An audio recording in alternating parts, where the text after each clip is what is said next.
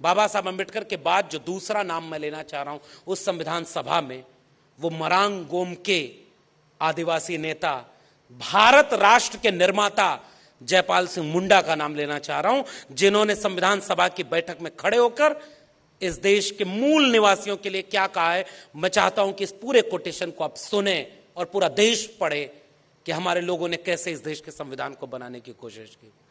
पहला सवाल क्या था जयपाल सिंह मुंडे ने कि हमारे इतने 3 करोड़ लोग आदिवासी हैं और संविधान सभा में केवल 5 लोग 6 लोग हैं आदिवासी तबके से नुमाइंदगी करने के लिए। और मरांग गोमके जयपाल सिंह मुंडा ने संविधान सभा में एक और सवाल पूछा कि इनमें एक भी महिलाएं नहीं है। सोचिए, बाबा साहब अंबेडकर जेंडर मूवमेंट के नेता हैं। महात्मा ज्योतिबा फूले महात्मा बन ही नहीं पाते अगर उनके साथ सावित्रीबाई फूले खड़ी ना होती, और यह बात मैं पूरे दावे से कहना चाहता हूं। और सुनिए जयपाल सिंह मुंडा का कोटेशन, और उस कोटेशन में वो जयपाल सिंह मुंडा क्या लिखते हैं, कहते हैं, सभापति, श्रीमान सभापति जी, मैं उन लाखों अज्ञात लोगों की ओर से बोलने के लिए यहां खड़ा हूं जो सबसे महत्वपूर्ण लोग हैं, जो आजादी के अनजान लड़ाके हैं, जो भारत के मूल निवासी हैं और जिनको backward tribes, primitive tribes, criminal tribes और जाने क्या क्या कहा जाता है। पर मुझे अपने जंगली होने पर गर्व है, क्योंकि वही संबोधन है जिससे हमारे लोग इस देश में जाने जाते हैं। तेवर देखिएगा हमारे पुरखों में से एक जयपाल सिंह मुंडा का। हम जंगल के लोग अपने संकल्प को अच्छी तरह से समझते हैं। अपने 3 करोड़ आदिवासियों की ओर से मैं इस संकल्प का समर्थन करता हूं। और हम समर्थन इसलिए नहीं करते कि यह देश के हर नागरिक की धड़कन और उसकी भावनाओं की अभिव्यक्ति करता है। इस संकल्प के बाद भी हमारा कोई झगड़ा नहीं है। एक जंगली और एक आदिवासी होने के नाते संकल्प की जटिलताओं में हमारी कोई दिलचस्पी नहीं है।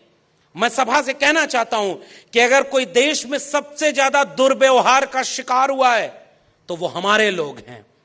पिछले 6000 सालों से उनकी उपेक्षा हुई है और उनके साथ अपमानजनक व्यवहार हुआ है।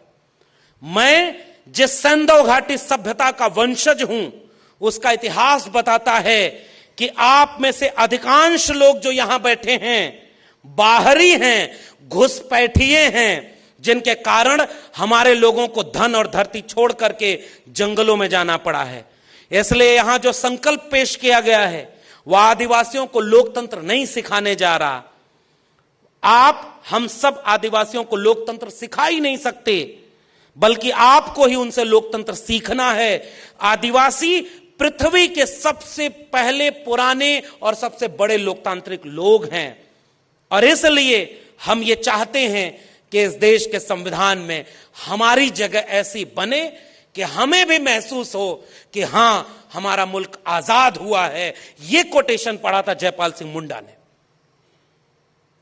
और आज इस देश में आदिवासी अपने जल जंगल जमीन, अभी मैं 1 हफ्ता पहले बस्तर से लौटा हूं, आप यकीन नहीं मानेंगे, देश के बड़े बड़े पूंजीपतियों के हाथों में वो जल जंगल जमीन बेची जा रही है और जो आदिवासी वहां लड़ रहा है उसको गोली मारी जा रही है।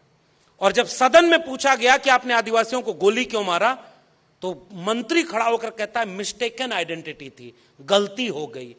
क्या इस देश के नागरिक की जान की कीमत यही है कि कोई गलती से गोली मार दे? और इसलिए मैं यहां खड़ा होकर पूछना चाहता हूं, बताइए 2023 में भारत का संविधान कितना बचा है? कितनी मुश्किल से बनाया गया था। डॉक्टर अंबेडकर ने एक एक क्लॉज पर पढ़ करके इतना कुछ लिखा है, इतना कुछ डिबेट करके एक न्याय, समता और बंधुता का भारत बनाया है। और आज इस देश को कहां पहुंचाया जा रहा है?